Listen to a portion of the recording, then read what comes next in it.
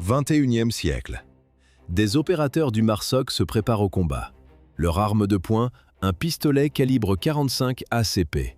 Un design conçu avant l'invention des chars d'assaut. Un soldat dégaine son 1911 customisé. Il arme le chien. Un cliquetis métallique lourd, sec, il est prêt. 74 ans de service continu, une longévité anormale. Ce pistolet a connu les biplans en bois de la Grande Guerre et les bombardiers furtifs de la fin du siècle. Il a survécu à des générations entières de technologies militaires. Cette légende n'est pas née dans le sable du désert, elle est née dans la boue, dans les forêts de la Meuse-Argonne en 1918. Là-bas, le M1911 est devenu plus qu'une arme, c'était une assurance vie. Sa réputation a traversé les conflits, portée par les récits des survivants. L'armée a voulu s'en défaire, les unités d'élite ont refusé. Le MARSOC utilisait encore des variantes en 45 ACP. Des décennies après la transition officielle vers le 9 mm, le remplacement pour l'armée régulière ne sera acté qu'en 1985. Cette domination de 74 ans trouve sa source dans un lieu précis, les tranchées du front de l'Ouest, là où la distance de combat se réduit à la longueur d'un couloir. La doctrine allemande est conçue pour la distance, le commandement par le contrôle. Le pistolet est un dernier recours, presque jamais utilisé. Que devient une doctrine de parade dans l'obscurité? La guerre ne reste jamais à distance. Elle meurt au premier contact physique avec l'ennemi. Front de l'Ouest. Les raids de tranchées sont une réalité nocturne. L'odeur de la terre humide et de la cordite. Des équipes réduites progressent dans le noir. Combats rapprochés, corps à corps. Dans cet environnement, un pistolet n'est pas un insigne de grade. C'est la différence entre rentrer et ne pas rentrer. Un officier allemand sortant son PPK n'affronte pas un combat loyal. Son calibre 32 ACP contre le 45 ACP américain. Il fait face à la conséquence d'une doctrine. Une doctrine qui a optimisé pour le mauvais scénario. Le PPK était parfait pour arrêter un civil dans Paris occupé. Il était beaucoup moins parfait pour le moment critique. 3 heures du matin, une entrée d'abri souterrain. Un grand soldat américain s'est encadré dans l'ouverture de l'abri. Face à la masse américaine qui déferlait dans les abris, l'élite de la Wehrmacht répondait. Leur arme, une balle de 70 grains. L'officier allemand sort son Walther PPK, une arme d'élite. Il sent l'acier lisse et froid de la poignée compacte. Le pistolet se glisse parfaitement sous un uniforme taillé sur mesure. Symbole de statut, pas outil de combat. Le PPK est chambré en calibre 32 ACP. La balle pèse entre 70 et 73 grains. Pensez à la différence entre une pile AA et une grosse pile D. L'Américain, lui, utilise une balle de 230 grains. Le calcul est simple, une différence de masse de presque 3 contre 1, en défaveur des Allemands. Ce choix n'est pas une anomalie, c'est une doctrine. Les officiers allemands portent aussi des Mauser HSC, des Browning M1922 capturés en Belgique occupée. Tous compacts, tous élégants. Tous chambrés en 32 ACP ou 380 ACP. Une puissance de feu mathématiquement inférieure. Une balle qui vous tuera certainement, mais pas tout de suite. Dans un combat rapproché, le temps n'est pas une option. La balle est propulsée à une vitesse de 900 à 1000 pieds par seconde. Le choix d'un calibre faible n'était pas une erreur d'ingénieur, c'était un code culturel. Un code né avec le Luger P08. Avant la Première Guerre mondiale, l'Allemagne avait la culture du pistolet d'officier la plus sophistiquée au monde. Le Luger P08 était un chef-d'œuvre mécanique. Son mécanisme à genouillère, usiné avec une précision d'horloger, contrastait avec les simples pièces estampées des armes de masse. L'arme n'était pas une arme, c'était une déclaration. Pourquoi un officier de la Wehrmacht porterait-il une arme incapable d'arrêter un homme d'un seul tir? Le pistolet était un symbole de statut, un outil de contrôle. Pas le bouclier d'un fantassin. La doctrine allemande était claire, les officiers dirigent le combat, ils n'y participent pas. Pendant la Seconde Guerre mondiale, le pistolet de service officiel est le Walther P38.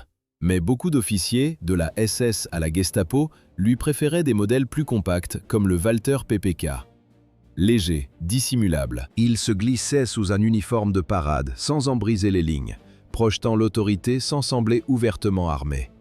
L'arme n'était pas faite pour abattre un ennemi. Son rôle officiel était différent. La défense rapprochée, achever les blessés et exécuter les ordres. Le 8 octobre 1918, La doctrine de l'arme d'officier comme symbole de statut s'effondre. Le lieutenant Paul Woolmer pointe son Luger sur le caporal Alvin York.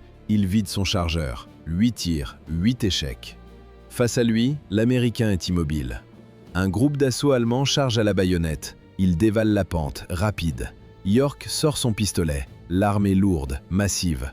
Le fracas sourd et rythmé du calibre 45 déchire l'air. Un coup, un autre. La ligne d'attaque se brise. D'un côté, le Luger, une pièce d'ingénierie délicate, précise comme une horloge, un bijou mécanique. De l'autre, le M1911, un outil brutal, conçu pour mettre fin aux discussions. Le lieutenant Woolmer regarde son instrument de précision, devenu inutile. Alvin York accepte la reddition. 132 soldats allemands déposent les armes. Mais la capture de 132 hommes n'était pas un coup de chance. C'était le résultat d'un calcul froid. La logique d'un chasseur du Tennessee.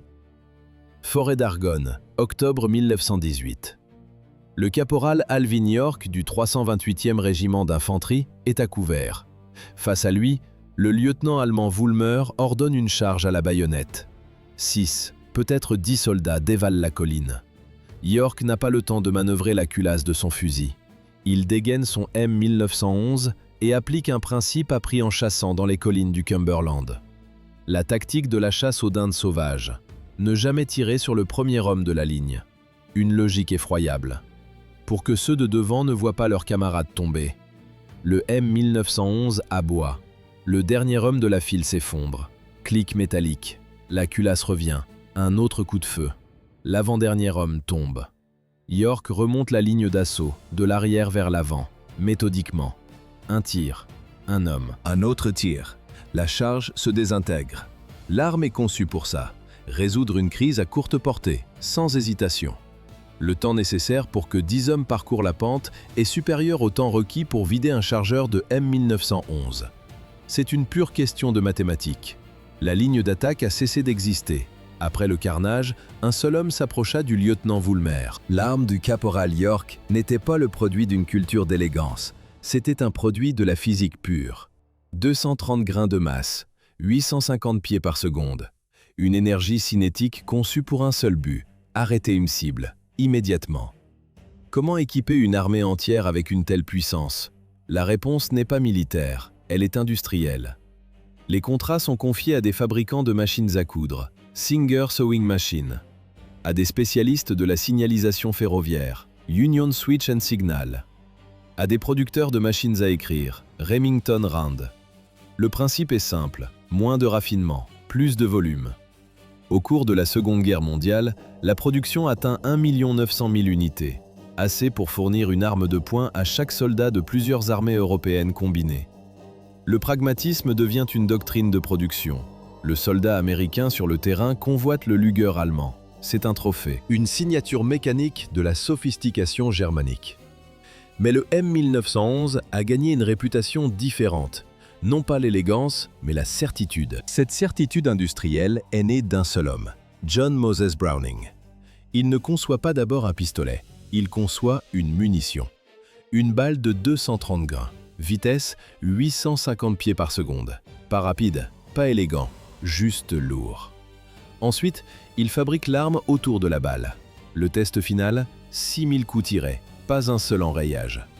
L'odeur âcre de l'huile brûlée, le métal porté au rouge. En parallèle, le pistolet concurrent de Savage subit 37 arrêts de tir. Le résultat est sans appel. La décision est prise. Le 29 mars 1911, l'armée des États-Unis signe le document d'adoption. Mais cette mécanique brutale est née du sang. Une réponse à une catastrophe. 1904, Philippines. Le colonel John Thompson est face à un échec total. Sur le terrain, les soldats américains affrontent les guerriers moraux, des tribus en état de frénésie religieuse. Leur arme standard, le revolver calibre 38 Long Colt, une arme inutile. Les moraux encaissent plusieurs balles. Ils continuent d'avancer, la lame à la main. Pourquoi les balles standards de calibre 38 n'arrêtaient-elles pas leur cible? L'adrénaline et la transe du combat rendaient le plomb léger presque imperceptible pour l'organisme. Un rapport documente l'incident. Un prisonnier reçoit 4 balles à bout portant. Il faut une crosse de fusil en pleine tête pour le stopper. Le son sec des clics du barillet vide devient la bande-son de la panique. L'armée sort de ses réserves les vieux revolvers Colt de calibre 45. Le problème s'arrête. Une commission est formée. Colonel John Thompson, Major Louis Lagarde, du corps médical de l'armée. Leur laboratoire, les abattoirs Nelson Morris à Chicago. Le protocole est clinique, du bétail vivant, des cadavres humains. 10 calibres différents sont testés. Leur conclusion est sans appel. Aucune balle inférieure au calibre.